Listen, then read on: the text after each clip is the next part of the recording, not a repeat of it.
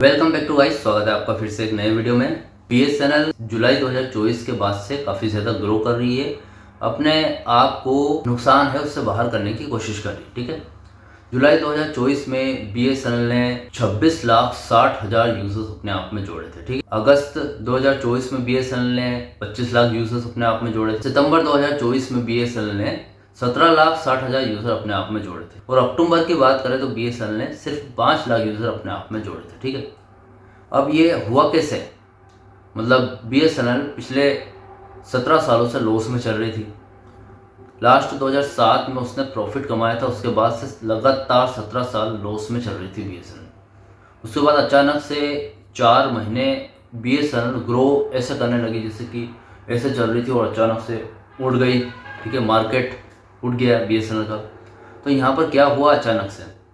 यहाँ पर गाइस जो प्राइवेट टेलीकॉम कंपनीज है जैसे कि जियो, एयरटेल, वीआई, तीनों ने अचानक से जो अपने प्लान है उनकी हाइक 35% तक बढ़ा दी।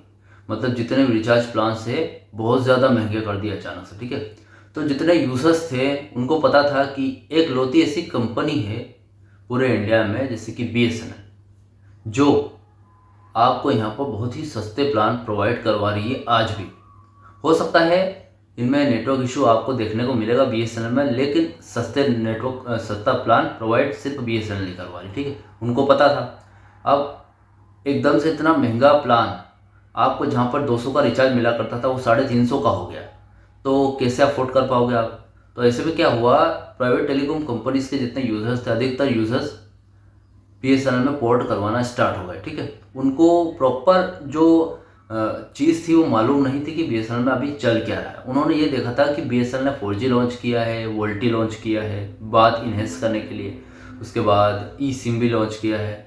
तो हो सकता है बीएसएनएल ने कुछ सुधार किया हो नेटवर्क में, तो चलो सस्ते प्लान यहाँ पर मिल रहे हैं तो हम यहाँ पर पोर्ट करवा लेते हैं। ठीक है, तो बहुत ज़्यादा लोगों ने पोर्ट करवाया, इससे बीएसएनएल का प्रॉफिट बहुत ज़्यादा बढ़ गया। 262 करोड़ का प्रॉफिट कमाया 2007 के बाद से अब बीएसएनएल ने। ठीक है, तो इससे ज़्यादा नहीं बोल सकते क्योंकि 262 करोड़ इतना नहीं होता है कंपनी के हिसाब से देखा जाए तो। ठीक है, ये 4 ही महीने में इन्होंने इतना प्रॉफिट कमाया था। अब जितने भी यूजर्स बीएसएनएल में आए थे, ठीक है, उनके लिए एक नियम था बीएसएनएल में कि आप किसी अदर कंपनी से बीएसएनएल में पोर्ट करवाते हो तो पोर्टेबिलिटी का एक नियम होता है, 90 डेज़ के लिए आप यहाँ से नहीं जा सकते फिर। ठीक है, 90 डेज़ तक आप वापस से बीएसएनएल से किसी अदर सिम में पोर्ट नहीं करवा सकते। 90 डेज़ तक आपको यहीं रहना पड़ेगा बीएसएनएल में। ठीक है, अब जितने भी पोर्ट होकर यहाँ पर आए थे उन्होंने देखा कि जो नेटवर्क प्रॉब्लम है उसमें कोई सुधार नहीं हुआ है, जैसा चल रहा है वैसे ही चल रहा है। 4G ठीक से नहीं आ रहा है, आपको कॉल ड्रॉप की समस्या बहुत ज़्यादा आ रही है, इंटरनेट की समस्या बहुत ज़्यादा आ रही है, 3G बीएसएनएल बंद करने वाली है। तो कुछ ऐसे इश्यूज उन्होंने देखे तो उन्होंने सोचा यार हमें पोर्ट करवाना ही पड़ेगा, लेकिन क्या करें, पॉलिसी ही ऐसी है कि आप 90 डेज़ तक यहाँ से वापस नहीं जा सकते। तो भैया इसकी वजह से लोग तो फंस गए यहाँ पर। ठीक है, तो फंसने की वजह से जो बीएसएनएल का ग्रो है वो बढ़ने लगा, क्योंकि भैया यहाँ पर रह तो गए थे लेकिन उनको रिचार्ज करना पड़ा था। ठीक है, बार बार रिचार्ज कर रहे थे, तो इसी वजह से बीएसएनएल का ग्रो बढ़ता गया। अब आया नवंबर का महीना, 4 महीने बाद, जुलाई, अगस्त, सितंबर और अक्टूबर, इसके बाद आया नवंबर का महीना। ठीक है, नवंबर के महीने में बीएसएनएल ने अपने आप 4,20,000 सब्सक्राइबर खोए थे। ठीक है, अचानक से जो ये बढ़ने की गिनती थी ये लगातार नहीं रही, कंटिन्यूसली नहीं रही और बीएसएनएल चली गई फिर से लॉस में। तो 4,20,000 फॉलोअर्स, सब्सक्राइबर, यूजर्स बोल सकते हैं, ये बीएसएनएल को छोड़ के वापस जहाँ से आए थे वहीं चले गए। तो जियो ने एक कमिटमेंट में दिया था कि जो हमको छोड़कर जा रहे हैं वो वापस हमारे पास ज़रूर आएंगे, और ऐसा हो भी गया। अब यार नवंबर के बाद अब तक देखो तो बीएसएनएल ने काफ़ी जितने सब्सक्राइबर जोड़े थे उससे ज़्यादा खो चुकी है। ठीक है, अब 2025 चल रहा है। ठीक है, मार्च 2025, तो अभी तक काफ़ी ज़्यादा फॉलोअर्स या फिर यूजर्स खो चुकी है बीएसएनएल। तो गाइस ये क्यों हो रहा है, मतलब इसका कारण क्या है? कारण है गाइस देसी 4G। देसी 4G कंपनी का नियम था बीएसएनएल कंपनी का कि देसी 4G लॉन्च करे। देसी 4G का मतलब ये है कि अगर कंपनी इक्विपमेंट लगाएगी तो देसी तरीके से लगाइए। उसके बाद स्पेक्ट्रम लगाएगी जितने भी, वो देसी कंपनी ही लगाएगी, ठीक है। मतलब अपने देश की ही कंपनी सारा कुछ इक्विपमेंट जो BSNL 4G लॉन्च होने का रहेगा वो देश की कंपनी ही लगाएगी, अदर कंपनी पर डिपेंड नहीं रहेंगे, ठीक है। तो देसी 4G का ये जो फंडा था, इसकी वजह से जो BSNL है वो काफ़ी पीछे रह गए। अब गाइस वो ऐसे कि देसी तरीके से जितनी भी कंपनी है वो अपने काम को डिले करती जाती है। मतलब डिले की वजह से ऐसे जैसे कि TCS कंपनी है, ठीक है। अब बीच में BSNL ने टेंडर निकाला था कि आप इतने पैसे हम दे रहे हैं आपको और आपको 1 लाख टावर यहाँ पर लगाने, ठीक है। अब आपको पता है BSNL पहले से लॉस में जा रही है, तो वो कोई हाई प्रॉफिट वाला टेंडर तो देगी नहीं। तो इसलिए क्या हुआ कि जितना पैसा था उसमें ही कंपनी को काम करना था। अब टेंडर मिला नहीं, इससे डिले होता गया, 1 साल लेट हो गया। उसके बाद TCS कंपनी ने कुछ फ़ायदा उसने देखा ही होगा, टेंडर लिया और काम करना स्टार्ट कर दिया 1 लाख टावर, ठीक है।